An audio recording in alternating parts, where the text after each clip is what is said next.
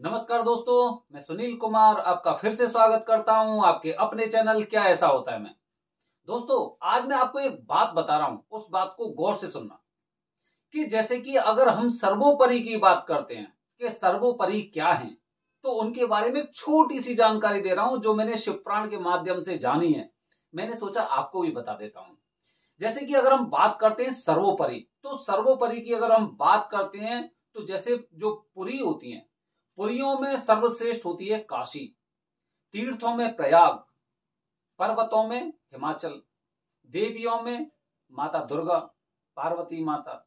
अगर मैं वेद की बात करता हूं तो ऋग्वेद, और अगर मैं देव की बात करता हूं तो भगवान विष्णु, भक्तों की बात करता हूं तो भक्त प्रहलाद, और अगर मैं षष्ठी की बात करता हूं तो भगवान शिव। महाशिवरात्रि आने वाली है ना, महाशिवरात्रि आने वाली है, और महाशिवरात्रि को जो लोग इंतजार करते हैं, आपको पता है कौन लोग इंतजार करते हैं महाशिवरात्रि का? जो किसी चीज की सिद्धि पाना चाहते हैं, किसी कार्य के लिए वो कार्य कर रहे हैं और उस सिद्धि को पाना चाहते हैं, तो महाशिवरात्रि का व्रत उनके लिए सर्वोपरि माना जाता है। या फिर जो लोग इतने लंबे समय से काल सर्प दोष से पीड़ित हैं, वो लोग भी महाशिवरात्रि का बड़ा बेसब्री से इंतजार करते हैं। अब मैं बता रहा हूं, आपके समझते जाइए और सुनते जाइए, क्योंकि जैसे कि अगर मैं त्र्यंबकेश्वर की बात करता हूं, त्र्यंबकेश्वर में अगर काल सर्प दोष की पूजा कराई जाती है तो ये मान लो कि उसका 100% फल मिलना होता है अच्छी तरह से। और ये वाली बात वो लोग जरूर जानते हैं, और बहुत अच्छी तरह से जानते हैं, जो लोग अपने घर पर 5-5, 7-7 पंडित जी बुलाकर काल सर्प दोष की शांति करवा चुके हैं, लेकिन उनके दिनों में कोई बदलाव नहीं हुआ है, बल्कि स्थिति और ज्यादा उनकी खराब होती गई है। स्थान की महत्वता, जो स्थान होता है, जब उस स्थान पर कोई कार्य किया जाता है तब उसके फल जो होते हैं वो लाखों करोड़ों गुना होते हैं। आपने देखा होगा जैसे कि कुंभ का आयोजन होता है जो 12 साल बाद होता है, बहुत से लोग कुंभ का पानी लेके आते हैं और घर पे ही नहा लेते हैं, अपने परिवार को नवा देते हैं। तो दोस्तों सोचिए, जिन लोगों ने कुंभ में स्नान किया है उन्हें वो शक्ति प्राप्त होती है, शक्ति। और जो लोग वहां से पहले ही गंगा जल ले आए, गंगा जल मिला के यहां पे नहा लिया, वो कुछ समय के लिए संतोष कर सकते हैं कि हमने भी कुंभ में स्नान कर लिया, लेकिन जो उस जगह की महत्वता है, वो जगह की महत्वता पर उसी कुंभ में स्नान करने से जो फल प्राप्त होता है वो घर पे आपको प्राप्त नहीं होगा। इसी तरह से जो लोग घर पर या कहीं किसी और के कहने पर अगर इस तरह की पूजा कराते हैं, तो आप ये मान लो कि वो आपकी पूजा ठीक है, पूजा के फल मिलेंगे, लेकिन जो दोष शांति थी, दोष शांति के आपको फल नहीं मिलेंगे।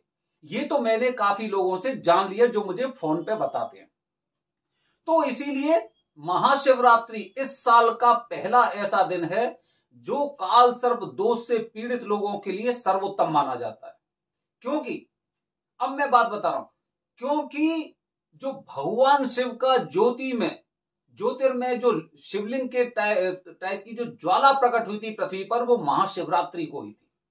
मैं आपको पिछली वीडियो के माध्यम से बता चुका हूं, उस वाली जानकारी को नहीं दे रहा, आप निश्चिंत रहिए, ऐसा नहीं कि आप एक ही वीडियो को बार बार देखेंगे। मैं दूसरी बात बता रहा हूं, और दूसरी बात यह थी कि भगवान शिव जी का माता पार्वती के साथ विवाह हुआ था, जो उनका वैराग्य जीवन था वो खत्म हुआ था। अब आप देखिए, मुद्दे पे आते हैं। भगवान शिव ने हमेशा जितने भी शत्रु थे, शत्रुओं पर विजय प्राप्त की थी। और जब उनकी शादी होती है तो शादी में आप खुद सोचिए, उनकी शादी में कौन कौन आए होंगे? भगवान शिव की शादी में कौन कौन आएंगे भाई? वो तो भूत प्रेतों के साथ रहते थे, जिनसे हम लोग डरते हैं, उनके साथ रहते थे। भूत, पिशाच, बेताल, डाकनी, शाकनी, कूष्मांडा, यानी कौन कौन सी चीजें, वो कौन कौन सी आत्मा उनके साथ रहते थे। और अगर मैं नीच ग्रहों की बात भी करता हूं, या पापी ग्रह जिन्हें बताया जाता है, जिनमें से राहु देव हो गए या फिर केतु महाराज हो गए, तो अगर उनकी बात भी करता हूं तो वो तो सबसे पहले नतमस्तक रहते हैं कि हम इनकी शादी में आए हैं और हम नीच ग्रह वैसे हैं, कहीं ऐसा ना हो कि हमारा अनिष्ट हो जाए। समझ रहे हैं? अब देखिए, अब जब आप काल सर्प दोष की पूजा अगर महाशिवरात्रि वाले दिन कराते हैं तो ये मान लो कि जो राहु और केतु, भाई जब आपकी मैरिज एनिवर्सरी होती है तो आपके साथ भी लोग तो आते हैं, काफी लोग आते हैं आपके घर पे, आप उन्हें निमंत्रण देते हैं, वो आपके घर पे आते हैं और सब लोग खुशी रहते हैं। ऐसे ही उनकी जो शादी की सालगिरह होती है, जो 12 ज्योतिर्लिंग हैं, 12 ज्योतिर्लिंग में आसपास की जितनी भी ऐसी चीजें होती है जिन्हें नकारात्मक शक्ति बोलते हैं, वो सब वहां पर बाबा भोलेनाथ के चरणों में अपना मस्तक नवाने के लिए आते हैं, उन्हें दंडवत प्रणाम करने आते हैं। और आप उस समय पर काल सर्प दोष की पूजा करा रहे हैं जब वो उस दिन भगवान शिव को दंडवत प्रणाम कर रहे हैं, दंडवत प्रणाम। उसी समय आपने काल सर्प दोष की पूजा कराई और काल सर्प दोष की पूजा में राहु के जो मंत्र होते हैं, राहु पूजा होती है या फिर केतु की पूजा होती है, काल की पूजा होती है, नाग देवता की पूजा होती है, ये सारे के सारे उसी जगह उपस्थित रहते हैं। और जब उन्हें पता चलता है कि भाई ये तो बाबा भोलेनाथ की बजाय ये मेरा ध्यान कर रहे हैं, कहीं भगवान शिव मुझसे परेशान ना हो जाएं, मुझ पे क्रुद्ध ना हो जाएं, मुझे तीसरे नेत्र से भस्म ना कर दें, तो दोस्तों उस समय क्या होता है कि ये उसी समय अपने पूरे प्रभाव को उस जातक की कुंडली से हमेशा हमेशा के लिए खत्म कर देते हैं। तो दोस्तों महाशिवरात्रि है, वो शिवरात्रि को जब इतनी शक्ति होती है तो महाशिवरात्रि को कितनी शक्ति होगी ये आप खुद समझ सकते हैं। अच्छा, काल सर्प दोष की पूजा महाशिवरात्रि को किन लोगों को करानी चाहिए? किन लोगों को करानी चाहिए? महाशिवरात्रि को काल सर्प दोष की पूजा 2 लोगों को तो अवश्य करानी चाहिए। वो 2 लोग कौन से हैं? जो 18 साल से कम हैं, जो 18 साल से कम हैं उनको, और जो लोग 40 साल से ज्यादा हैं उन लोगों को। ये 2 तरह के लोग हैं जिनको काल सर्प दोष की पूजा महाशिवरात्रि वाले दिन तो अवश्य करानी चाहिए, क्योंकि ये ऐसा समय हो गया, जैसे मैं आपको बता रहा हूं कि 18 साल तक इसलिए क्योंकि उसकी पूरी जिंदगी पड़ी हुई है, पूरी जिंदगी उसकी पढ़ाई पूरी हो चुकी है, उसे अपना कैरियर बनाना, उसकी शादी होनी है, उसे धन कमाना है, ग्रस्त का जीवन जीना है उसे, और आगे की और भी न जाने कितनी जिम्मेदारी उन लोगों के पास होंगी। और 40 साल के बाद इसलिए क्योंकि ना वो पूरी तरह से टूट चुके हैं, पूरी तरह से इस तरह से टूट चुके हैं क्योंकि हर प्रकार की समस्या उनके मार्ग में हमेशा आती रही, हमेशा के लिए आती रही उनके मार्ग में, और उनके मार्ग को बाधित भी किया है, उनके मार्ग को बाधित भी किया है। जैसे ही वो एकदम अपनी ऊंची उड़ान लगाने वाले होते हैं, उस ऊंची मंजिल पर चढ़ने वाले होते हैं, तो ऐसा लगता है किसी ने पैर पकड़कर नीचे खींच दिया, ऐसा लगता है। तो वो लोगों का उद्देश्य, उन लोगों का उद्देश्य ये होता है कि भाई मुझे अब धन कमाना है, क्योंकि मेरे बच्चे भी बड़े होने वाले हैं, उनकी पढ़ाई भी है, उनकी शादी करनी है, या फिर और भी काफी जिम्मेदारियां होती हैं। तो ये 2 तरह के लोग हो गए जिनको काल सर्प दोष की पूजा अवश्य करानी चाहिए। अच्छा, तीसरे लोग और होते हैं। तीसरे लोग वो कौन से होते हैं? तीसरे लोग वो होते हैं जिन पर आंशिक काल सर्प दोष होता है। जिन पर आंशिक काल सर्प दोष होता है वो लोग ये मानते हैं कि हमें पूजा कराने की आवश्यकता नहीं है, हमें पूजा कराने की बिल्कुल आवश्यकता नहीं है, क्योंकि आंशिक काल सर्प दोष 40-45 साल बाद तो वैसे ही खत्म हो जाता है। जो आसपास के पंडित जी और पुरोहित होते हैं ना, वो इसी बात को कहते हैं, सबसे पहले पूछेंगे काल सर्प दोष है तुम्हारी कुंडली में, शादी हो गई कि नहीं हुई? कि पंडित जी महाराज हो गई। कितनी उम्र में हुई थी? कि साहब वही 28-29 साल की उम्र में हो गई थी। अच्छा, बच्चे हैं? हाँ बच्चे हैं। ठीक है, तो काल सर्प दोष तो वैसे ही खत्म हो गया।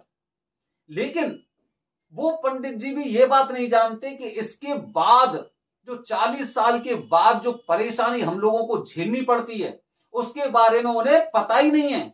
वो तो केवल ये मानते हैं कि काल सर्प दोष की समस्या से केवल शादी और बच्चे पैदा होने में विलंब होता है, ये चीज होती है।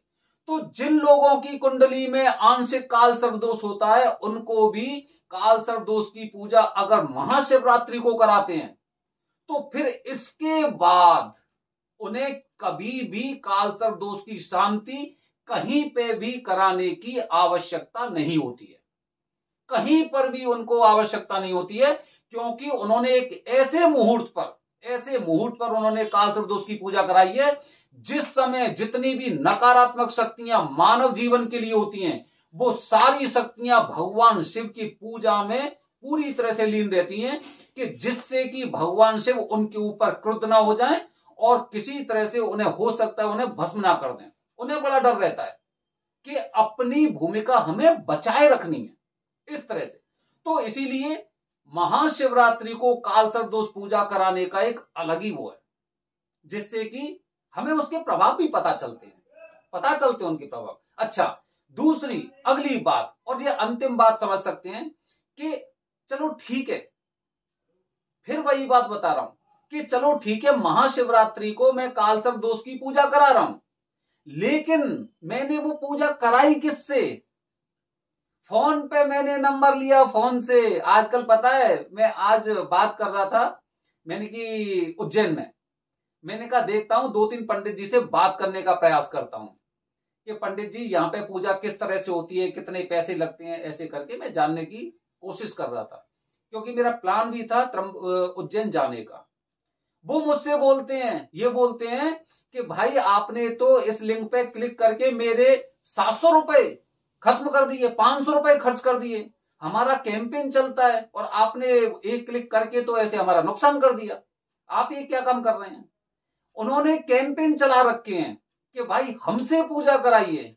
आप ये बताइए कि जो वरदानी पंडित जी हैं उन्हें तो किसी भी तरह से कैंपेन चलाने की आवश्यकता ही नहीं है।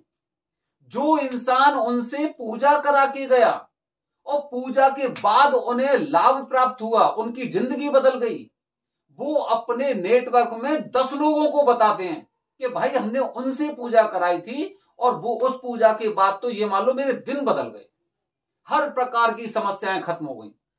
तो किनसे पूजा कराई है, ये बहुत महत्वपूर्ण बात है। मैं उज्जैन की बात करता हूं। उज्जैन में लोग रामघाट, सिद्धवट, नरसिंह घाट यहां पे पूजा कराते हैं। 500 रुपए दे देंगे, उसमें भी पूजा करा देंगे। मंदिर परिसर में पूजा कैसे होगी? मंदिर परिसर में तो ये चीजें, ये आपको समझने का प्रयास करना पड़ेगा इन चीजों का, कि मैं अपने पैसे बचाने के लिए, भाई जिंदगी भर आपने इतना कमाया और अगर उसमें 1000-2000 रुपए ज्यादा चले जाएंगे तो आपकी जिंदगी से ऐसा नहीं कि एक चीज कोई हमेशा के लिए खत्म हो जाएगी, कितने दिन जिंदगी काटोगे। लेकिन वही पूजा अगर आप वरदानी पंडित जी से कराते हैं तो आप ये देखिए कि आपकी जिंदगी में कौन से बदलाव आने वाले थे। आप तो 1000-500 रुपए बचाने के चक्कर में उस जगह के बारे में नकारात्मक बोलने से नहीं चूकते हैं कि मैंने पूजा कराई, मुझे कोई फल नहीं मिला। अरे फल तो तब मिलता जब आपने अच्छे पंडित जी से पूजा कराई हो। आपने तो उस समय पैसे को महत्व दिया, तो पूजा के परिणाम कहां से मिलेंगे आपको? तो दोस्तों, ये मैंने अपनी वीडियो के माध्यम से आपको जानकारी देने का प्रयास किया है कि महाशिवरात्रि वाले दिन कालसर्प दोष पूजा कराने का मतलब यह है कि आपकी कुंडली से पूजा एकदम हमेशा के लिए खत्म हो, दोष एकदम खत्म हो गया, कालसर्प दोष हमेशा के लिए खत्म हो गया। दोस्तों, इसीलिए कालसर्प दोष की पूजा की पहली तिथि महाशिवरात्रि है और प्रयास करना है आपको इसमें कि आपको अकेले पूजा कराइए। पूरी एनर्जी आपके ऊपर होनी चाहिए पंडित जी की, पूरी एनर्जी, पूरी शक्ति, पूरे मंत्र वो केवल आपके लिए होने चाहिए, आपके साथ 8 या 10 लोगों के लिए नहीं। बने रहिए हमारे चैनल के साथ दोस्तों, अगले बार फिर एक नई जानकारी में लेके आऊंगा। हर हर महादेव, जय हिंद, जय भारत, ओम नमः शिवाय।